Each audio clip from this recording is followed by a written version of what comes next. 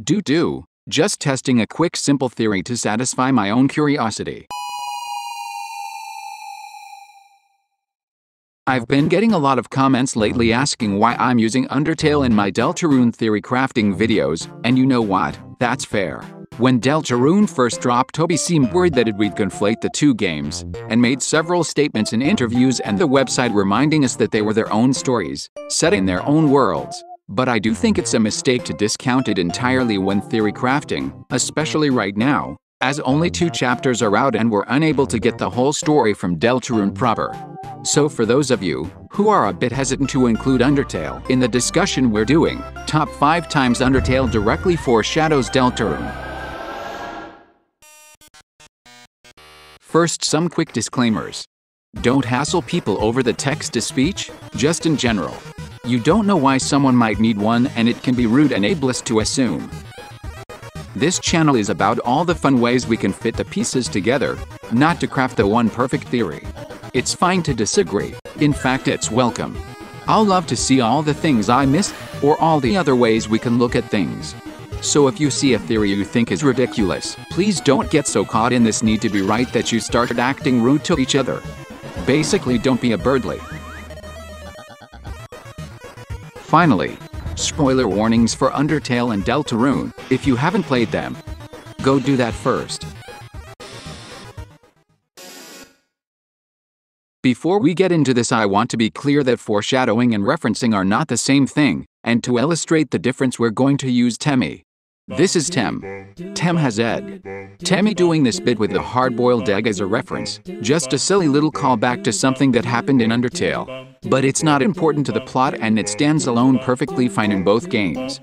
Now, if in our darkest hour, Tem were to summon a dragon from the rich historical pact between Tem and dragons, then this would be foreshadowing, because this poster doesn't really go anywhere in Undertale, and the only way you could have seen this coming in Deltarune would be by playing Undertale. That was just an example, don't go too crazy with that. Number 1. Omega Flowey's eyes.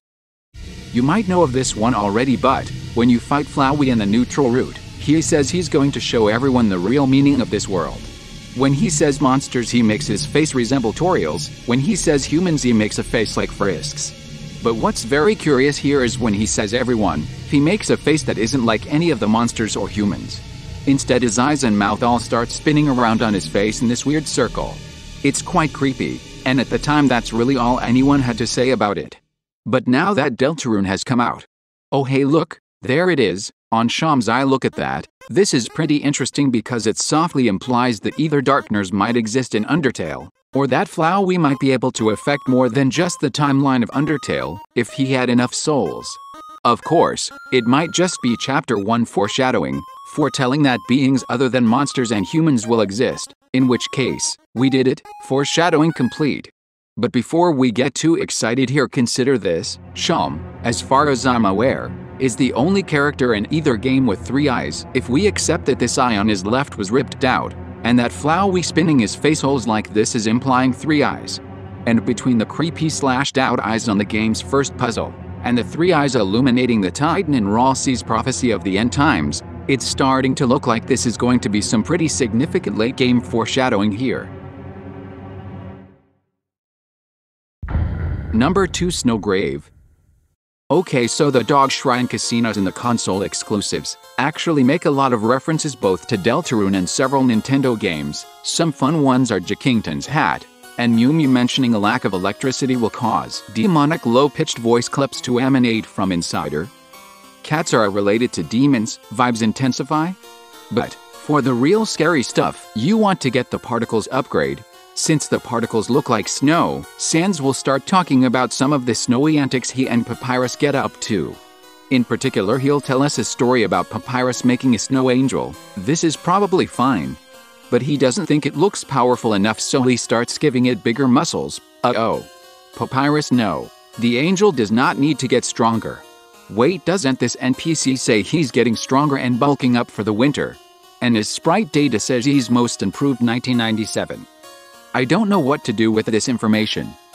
Anyway, If you get the particle count really high, Sans will comment that it looks like a blizzard he's only seen once, a blizzard in which you could barely see anything. Oh no. Okay, so we're directly referencing Snowgrave at this point. This was before Chapter 2 dropped too. What? It's okay though. Now we're talking about Asgore dressed in red and white as Santa Claus, giving Christmas presents to Papyrus, Monster Kid, Noelle, her sister. Wait, did Rudy say Noelle was afraid of Santa Claus? Oh no. Alrighty, let's rewind for a second. This confirmed that Noelle had a sister before Chapter 2 dropped. In Chapter 1, Des hadn't yet been confirmed to be Noelle's sibling. But also, this makes the situation with Des going missing feel very sinister. As does this situation with Susie making fun of Lancer for thinking ho ho ho is a scary laugh. Speaking of. Number 3, the River Person. In Undertale, the River Person gives you several hints whenever you ride the ferry. Most are hints about Undertale, such as the hint about Asgore having a favorite food, which turns out to lower his stats if you consume it in battle. But a couple of them, such as the one about the angel, could be applying to either, and some like the one about the man who came from the other world, reference Deltarune specifically. Yes, Deltarune exists, so what? I hear you say. But hold up, some of these haven't been cashed in yet, such as what's inside an acorn, what's my name? The feeling tropical one sounds like it's probably a reference to Asgore's tropical flowers, but the most interesting to me are the ones about water. The water is very dry today, very wet today. Dancing on a boat is danger. The waters are wild today, that's bad luck or good luck? But the most curious is, did you ever hear the old song Coming from the Sea? At the time, we assumed this was the wrong number song, or the Sound Test Gaster event, but now that Chapter 2 is out, you can actually get some very interesting dialogue from Onion San if you befriended them in Chapter 1, which reads, "Sometimes, I hear a song at night.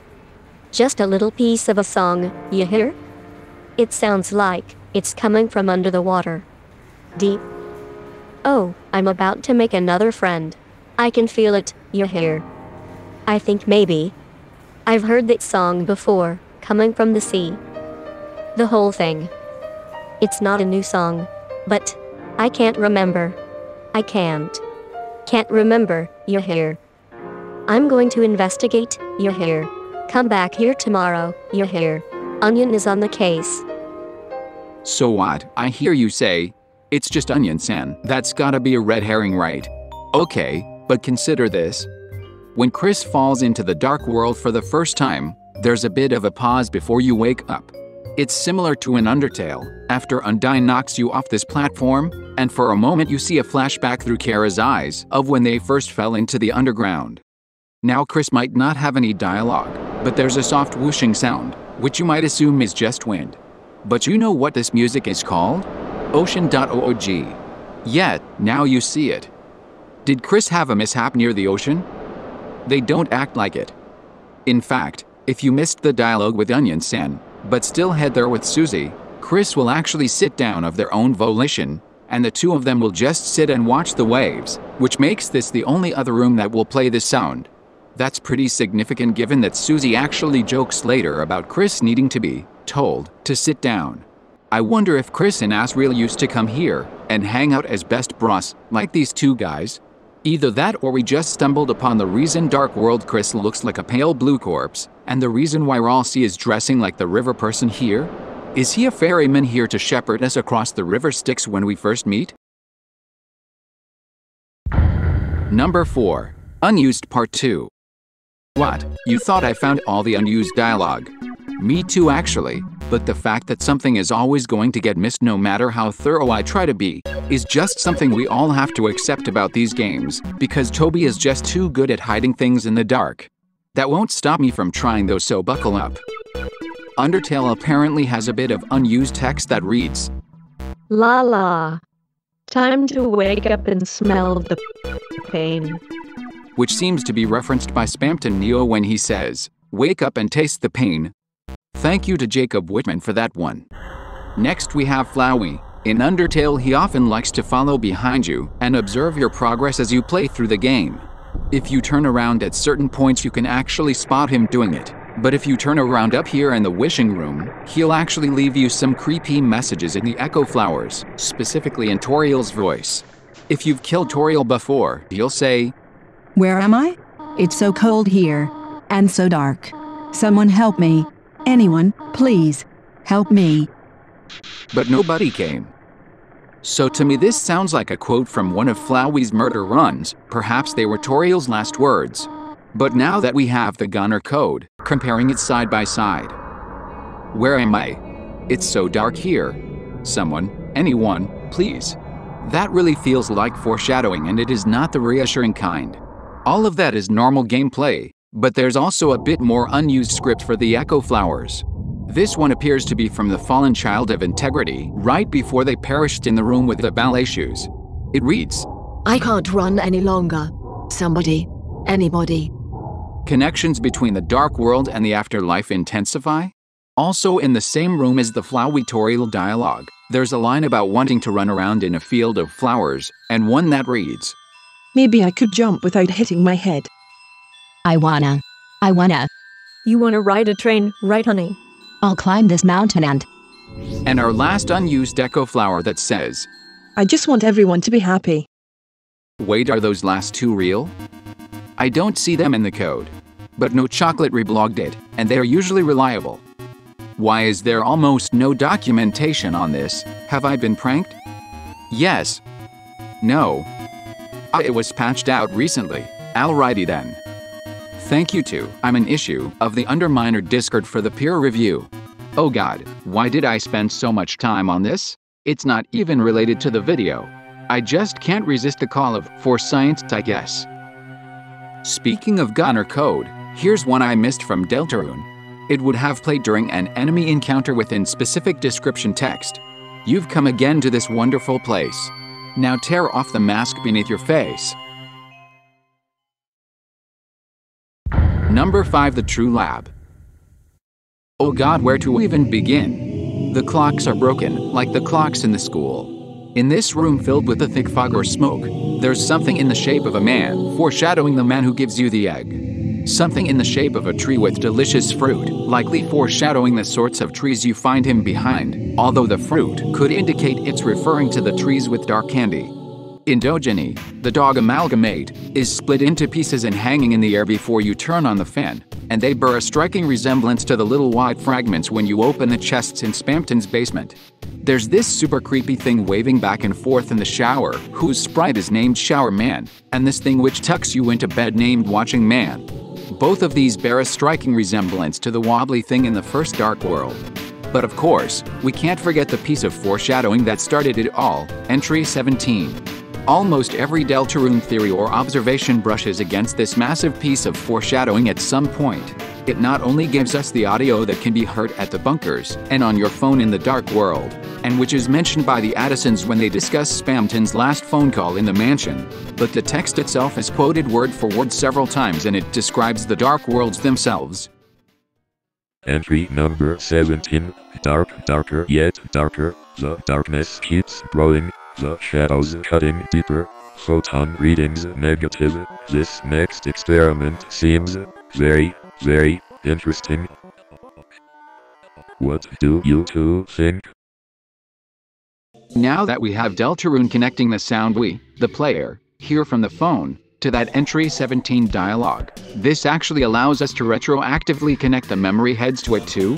Which isn't that surprising in retrospect, given that the memory heads have 6 empty spaces in place of the name when you first encounter them, and given that they appear to have 6 faces, including one that looks like a googly-eyed Gaster Blaster before it melted. I know all the amalgamates are glitchy in their own ways, but between the static, the dial-up phone sound, and the bad memories item which can either harm or heal you depending on context, these guys do seem like they might be related to Spamton. I wonder if they're what corrupted Spamton to begin with? They do say they want to make you one of them.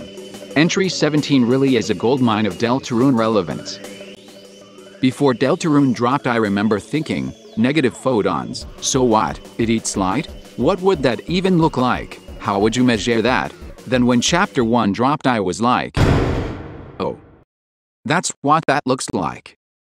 All of this just in Alfie's basement. Basement. Wait, what?